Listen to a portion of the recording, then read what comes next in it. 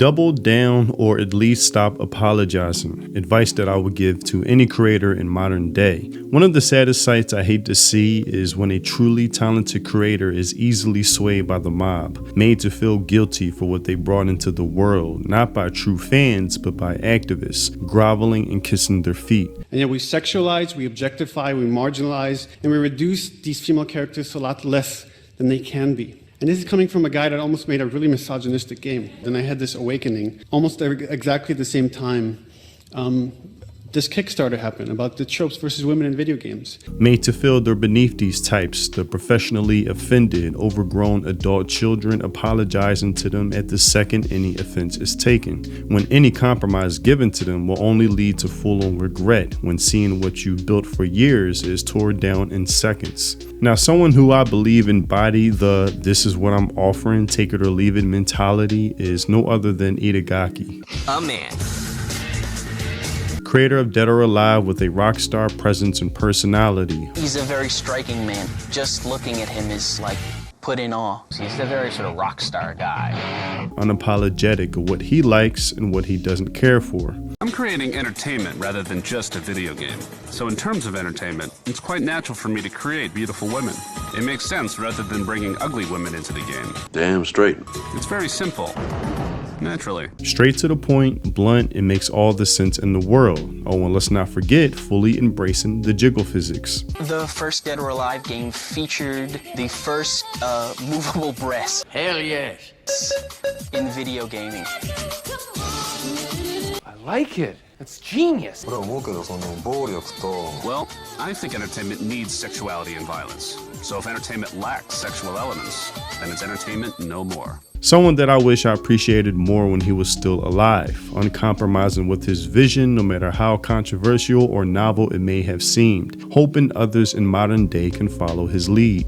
Now, it's no surprise to anyone familiar with my content that I am a huge fan of Shift Up, the studio responsible for Stellar Blade, and its CEO, Kim Hyung-tae. I truly believe this guy alone is leading by example of how to navigate the gaming industry, or really any creative field in modern day, which is full of landmines everywhere. Of course, the politically correct types hate him for daring to have attractive women leads in his game, and are now trying to petition outlets to have Stellar Blade Blood Rain suppressed, but thankfully the love of the fans have outweighed the hate of activists, with a counter petition outshining any attempts from these types. But not only that, I have to say I was truly impressed when he chose to double down in his own way by reposting fan art that basically serves as a fuck off to the haters and activists. For comparing Eevee to a child and labeling anyone a pedo who dares anticipates the sequel, fan art that serves as comedy with Eevee asking, "Oh, I look like a kid? Then take a good look at this," smacking her ass proudly. "I look like a kid? Then take a look at this," and just smack, yo, with the ass smack. That's how you do it. That's how you do it. And this. And this. Can you still say that after seeing these? Definitely adult, but yeah, I brought undoubtedly. I would actually read this. If this was something real, like an official, like manhwa or something, I would read this. I fuck with him, man. I fuck with Kim Hyung-tae. I fuck with Shift Up. As Rob said, take my money. Take my money. Remember when I say I want to get behind supporters who won't back down, who won't bend the knee? I want to get behind supporters. I want to get behind creators that I can trust with my support. Don't switch up on me once I decide to give you my dollar. This is a studio I can get behind, that I trust with my dollar and my viewership, that I can put my full support behind. Don't bend the knee. Don't do an interview where you're apologizing like, oh, maybe I could have done this, maybe I could have done that. No, this is such a big morale boost. See, this is why they hate free speech, and this is why they hate these types, like the politically correct type. This is why they're so gun-ho on censorship. They hate this moment that I'm having right now, because this makes me want to go harder. You see somebody else who's in the industry, making waves, huge success, leading by example. This is why they're so gun-ho on censorship and shutting down people's access to certain platforms, because they hate the moment that I'm having right now. This is a huge morale boost. This is like 10 steps away from the light at the end of the tunnel. Realize who holds the power.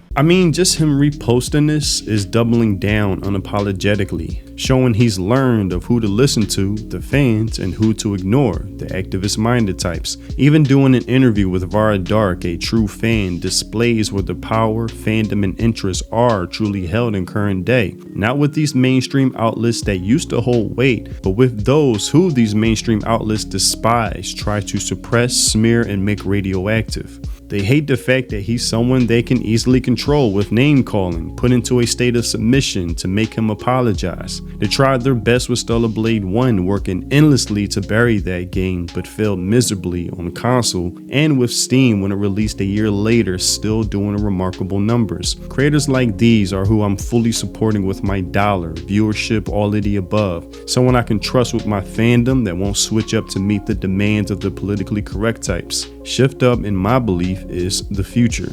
Someone like Kei Udina, the Gachi Akira creator, I wish you would have done, was not apologized when labeled a racist for liking someone doing cosplay of her character. An example of how she could have doubled down was repost a comedic cosplay, saying it was actually funnier the second time around seeing it. Be unapologetic. You thought it was funny, having no malice in your heart or mind, but was made to feel like she started a world war by having those project onto her what her true intentions were, putting her through a struggle session.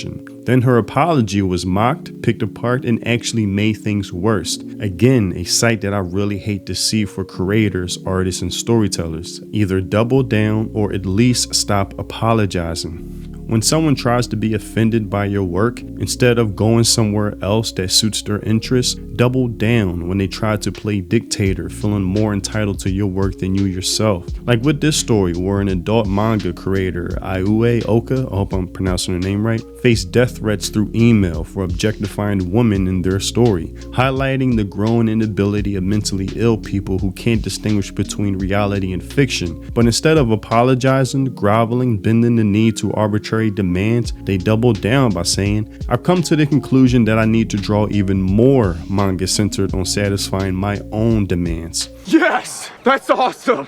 And man, it is really that simple. I want more creators to stop apologizing to activists. People like Kim Hyung Tae are aware of the current landscape and climate we're in. Activists who disguise themselves as fans, like the person forwarding the petition to get his game suppressed, saying fans are concerned, which is bullshit. But more and more upcoming creators aren't easily fooled by this, seeing through the bullshit, while these studios who've been around for decades still are completely blind to these activists and their tactics, still taking the word and advice from outlets that have that Anita Sarkeesian mindset, convincing old school classic creators and studios to commit cultural and creative suicide on what they've created, which again is just a sad sight to see. But real quick, since last video I did a sketch for Darkness, this video I decided to draw Aqua from Konosuba as well, thanks to those who requested it. Maybe next time I draw her from the angle to solve the mystery that many viewers wonder about, but maybe the mystery itself is what makes her character so attractive in the first place. Plus, I'm still working to learn how to draw the whole body. I'm not quite there yet. Now, I didn't spend too much time going in great detail to bring this sketch more to life. I'll admit I was a bit tired after work, being outside all day in 96 to 100 degree weather during this heat wave, but I did make sure the heavies were still drawn shapely, especially for her character, regardless. Also, shout out to those who sent me their sketches, fan art. Last video I didn't include any because I suspect Rob's sketch of Marine on her famous bikini triggered YouTube's TOS of being a bit too spicy, so hopefully this makes up for it. Plus, I still got to show it on live stream, so. And Camley, I want to include your Supergirl sketch, but that also might be too much for YouTube. But glad we all got to see the Supergirl that should have been portrayed in the movie on last night's live stream, so still shout out.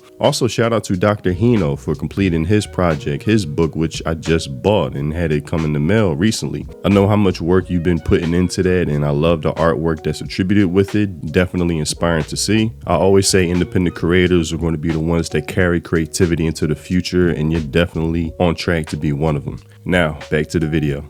It's going to take independent or new creators to take these risks of siding with fans in return for love and longevity, rather than corporations fully infiltrated with ESG BlackRock requirements that come with lots of money invested but self-destruction in the long term. Another thing I credit Shift up with is deciding to self-publish Stellar Blade Blood Rain and not release under Sony, learning from the restrictions that came with the first one. Understanding the value of creative freedom and how heavily rewarded you will be by the fans. Either censor, apologize, and grovel while watching what you created decay and deteriorate, or double down, remain uncompromising, listening to fans leading to longevity and a steady trend upwards. Choose wisely. But that's all I have for this video. Tell me what you think in the comment section below. People like Itagaki I've grown such respect for. My only regret is that it was after his passing, who even today people are still offended by his fan service, but glad to see true fans counter this. Creator of Bayonetta, who has no filter when it comes to the easily offended types, referring to them accurately as insects, highlighting their fragility. That type of resilience is needed and will help the creative field of all kinds flourish by spending more time creating and less time, matter of fact, no time, apologizing. Also, if you want to support the content I create, consider joining my channel. Becoming a member is much appreciated. Thanks for watching, and I'll see you in the next video. Free think. Peace.